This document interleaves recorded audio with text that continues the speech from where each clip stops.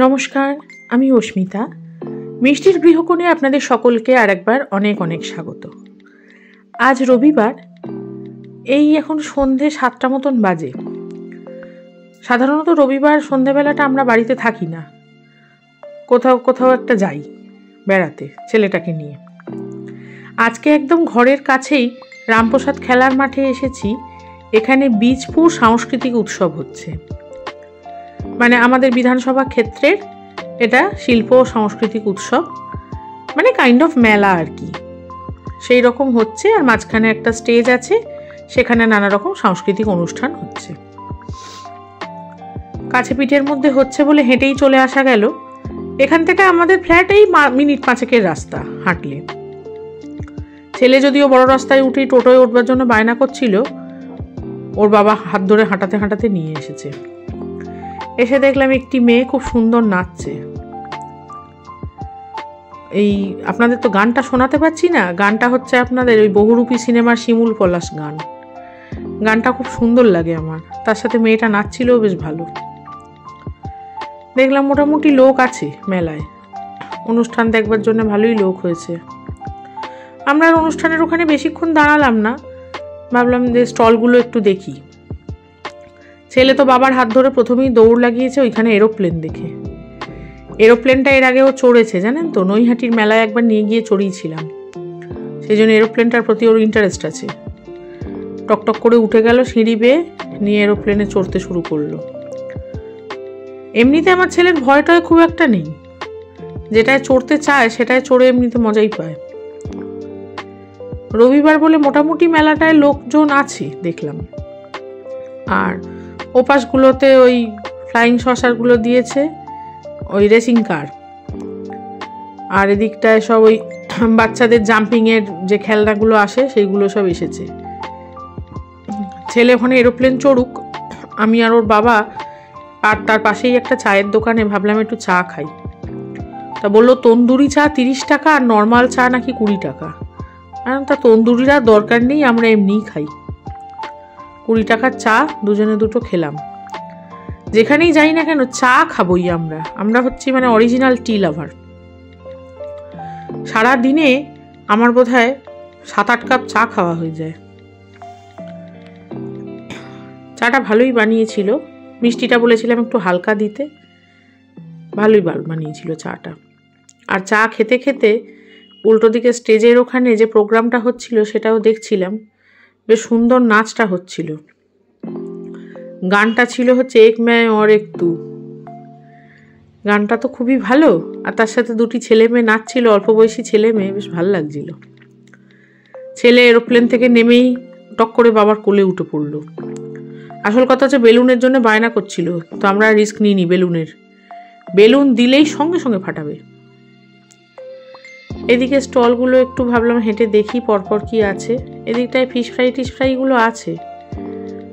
বললাম ওর বাবাকে চলো একটু কিছু খাই, তা ওর বাবা বললো ছেলেকে নিয়ে খাওয়া খুব সমস্যা। সেটা ঠিক কথাই। আর এখানে স্টলগুলোতে চেয়ার টেবিলও খুব একটা কিছু দেখলাম না পাতা, তো বসে না খেতে পারলে না খুব সমস্যা। তারপরে চোখ পড়লো এদিকে মথুরা কেক এসেছে।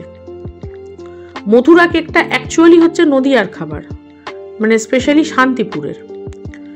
এরকম একটা বেশ ভাজা ওই পাউরুটির মতন কেক সামনেই ভেজে দিচ্ছে, আর সেটাকে একটুখানি আইসিং সুগার মানে ওই আপনার চিনির গুঁড়োতে গড়িয়ে একটা কাগজে করে দিয়ে দেবে। আর এই কেকটা খেতে হবে গরম গরম, একদম মুখে পড়লেই স্বর্গ। যে কোনো মেলায় গিয়ে আমি মথুরা কেক কিছুতেই মিস করি না। এর পাশে দেখলাম দুলের টোকানগুলো বসেছে, বেশ সুন্দর। তবে কিনা বেশিরভাগ দুলই দেখলাম খুব বড় বড় ঝোলা ঝোলা। এখন না আর অত বড় বড় দুল পড়তে পারি না। একটা বয়সের সঙ্গে পেশার সঙ্গে সাজুজ্য রেখে তো সাজগোজ করতে হয়, সেই জন্য অত ঝোলা টোলা আর নিলাম না। এই সাইডের দুলগুলো দেখলাম অতটা ঝোলা নয়, এখান থেকেই একটা পছন্দ করে নিলাম, লাল লাল বল দেখে সেরকমভাবে নিলাম। তার পাশে দেখলাম আমার সবথেকে ফেভারিট দোকান, মানে কাপ ডিশের দোকান। যে কোনো মেলায় গেলে আমার সবথেকে ফেভারিট, এবং আমি যে দোকানটাতে যাবই একবার, সেটা হচ্ছে এই কাঁচের কাপ ডিশ থালা বাসনের দোকান। এই কাপগুলো দেখতে খুব সুন্দর লাগলো, আর দামটাও মোটামুটি রিজনেবল, 20 টাকা করে মাত্র পিস বললো। তো আমি একটা গোলাপি আর একটা বেগুনি কাপ কিনেছি, আর একটা ওই ছোট কফি মাগ মতন কিনলাম, 40 টাকা নিল। এই সাদার ওপর নীল নীল দিয়ে কাজ করা যে কাপগুলো, এগুলো দেখতে ভারী ভালো লাগছিল। এরকমই একটা কফি মাগ নিয়ে নিলাম। কফি মাগ কিনে দেখি বাপ ছেলে এদিকে এসে ক্যান্ডি ফ্লস খাচ্ছে। ছেলে কিছুতেই বুঝতে পারছে না যে তুলোর মতন জিনিসটাকে কি করে খায়, এর আগে কোনোদিনও খায়নি ক্যান্ডি ফ্লস। আর ওর বাবাও সে ছাড়বে না, খাইয়েই ছাড়বে, আর ছেলে কিছুতেই খাবে না। ছেলে ভেবেছে অ্যাকচুয়ালি ওটা বেলুন। তারপরে ওর বাবা একটু ছিঁড়ে ছেলেকে আগে একটু ডেমো দিল, একটুখানি টেস্ট করে তখন বুঝতে পেরেছে যে ওটা হচ্ছে মিষ্টি মিষ্টি একটা জিনিস। আর অনুষ্ঠানের শেষের আকর্ষণ ছিল দুর্নিবার সাহার গান। সেটা অবশ্য ছেলেকে বাড়িতে রেখে এসে আমি আর ওর বাবা রাত অবধি শুনেছিলাম। দুর্নিবার সাহার নাম তো আপনারা আশা করি সকলেই জানেন। ভীষণ ভালো শিল্পী, আমার অত্যন্ত প্রিয় গায়ক। সেই জন্য বাড়ির এত কাছে দুর্নিবার সাহার ফাংশন আমি কিছুতেই মিস করিনি। আমি আর দেবাঞ্জন রাত 10:30 পর্যন্ত এই মাঠে থেকে দুর্নিবার সাহার ফাংশন শুনে তারপরে বাড়ি গেছি। হ্যাঁ, কি রান্না হচ্ছে গো? ও, তুই এসে গেছিস? হ্যাঁ। আচ্ছা, আজকে একটা জিনিস করছি। কি করছো গো? আজকে এই বিরিয়ানি করছো, পেঁয়াজ ভাজছো? না না, এটা বেরেস্তা করছি। আজকে করব বন্ধুরা বেগুনের দম। খেয়েছেন? আমিও খাইনি, আজ করছি।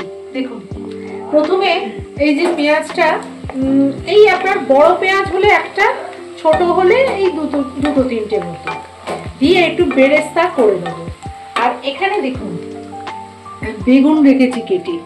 বেগুনগুলোকে কিরম কেটেছি দেখুন, একটু ছোট ভাবের বেগুন, ঠিক মাঝখান থেকে একটা করে ফালি দিয়ে কেটে একদম ভালো করে ধুয়ে রেখে দিয়েছি।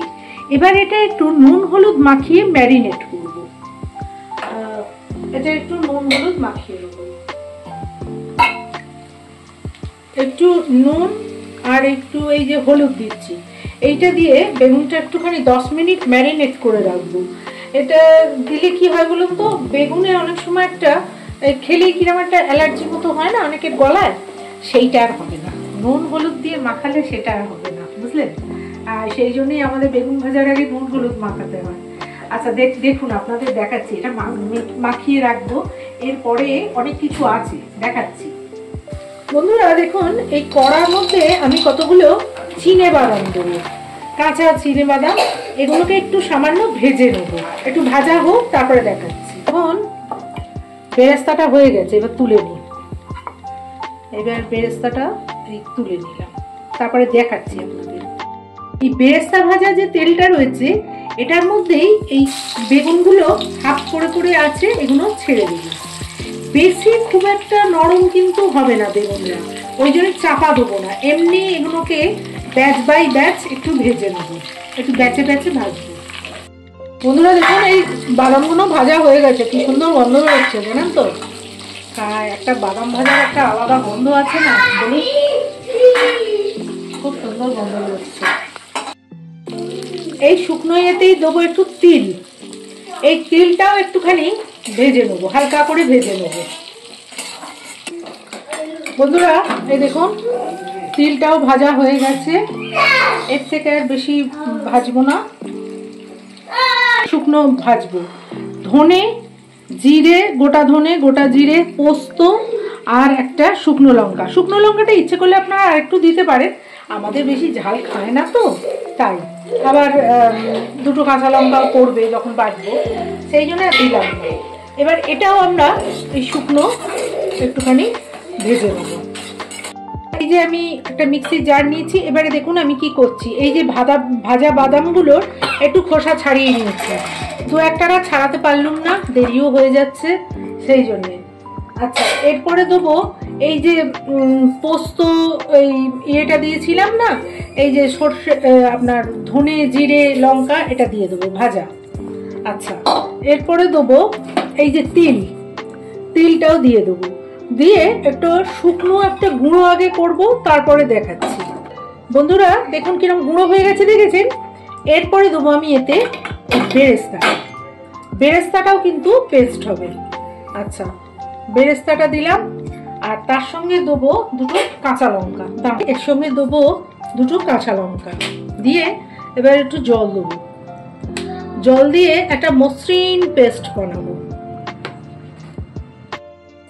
বন্ধুরা, মিক্সি থেকে ওটা বার করে নিয়েছি। এবার আর একটা মশলা করবো। দেখুন, টক দই দিয়েছি, কটা নারকেল কুচি দিলাম, আর এই একটা টমেটো, এইটা পুরো ব্লেন্ড করে নেব।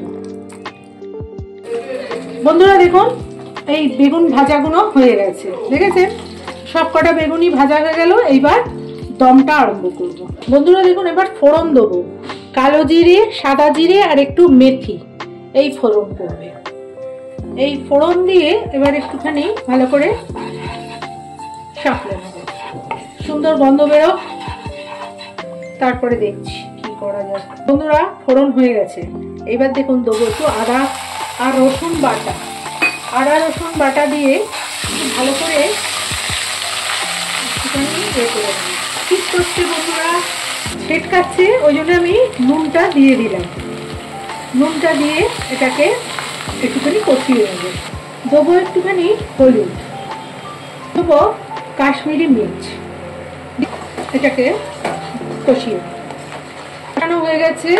এইবার দেবো ওই যে বাদামের যে মিশ্রণ, পোস্ত, বাদাম, তিল সবের যেটা করলাম, ওইটা এবার দিয়ে ভালো করে কষবো। আচ্ছা বন্ধুরা দেখুন, খুব সুন্দর গন্ধ বেরোচ্ছে এটা থেকে। এইবার দেবো ওই যে দই টমেটোর যেটা করলাম, নারকেলটা, দই, নারকেল আর টমেটোর পেস্ট দিয়ে ভালো করে এবার নাড়তে হবে। একটুখানি এই যে বাটিতে রেখেছিলাম পোস্ত আর ইয়ের মিশ্রণটা, ওইটার একটু ধোয়া জল অল্প দেবো, বেশি দেওয়ার দরকার নেই। রান্নাটা কিন্তু হবে গা মাখা মাখা। দেবো এবার একটু চিনি, লাস্টে একটু দেবো চিনি, সামান্য, ব্যাস। বন্ধুরা দেখুন, সব হয়ে গেছে। এইবার বেগুনগুলোকে আস্তে আস্তে নামিয়ে দেবো। এর মধ্যে সব কটা বেগুনকে দিয়ে দিই।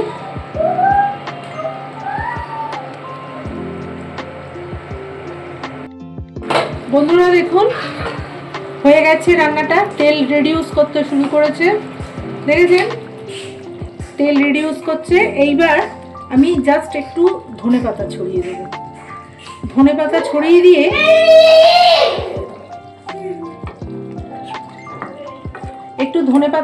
দেবো, দিয়ে এটাকে একদম এখন চাপা দিয়ে স্ট্যান্ডার্ড টাইমে রেখে দেবো। একদম সেই রাত্রিরে যখন খেতে দেবো তখন এটা খুলবো। ততক্ষণের জন্য এবার নাতিকে খাওয়াই যাই। এবার আজকের ভিডিওটা তাহলে এখানেই শেষ করলাম। ভিডিওটা কেমন লাগলো আমাদেরকে অবশ্যই কমেন্টে জানাবেন। ভালো লাগলে একটা লাইক করবেন আর চ্যানেলটাকে সাবস্ক্রাইব করে আমাদের পাশে থাকবেন। আপনারা সবাই ভীষণ ভালো থাকবেন, সুস্থ থাকবেন, দারুণভাবে জমিয়ে শীত এনজয় করবেন। আর দেখা হবে শিগগিরই পরের একটি ভ্লগে। নমস্কার।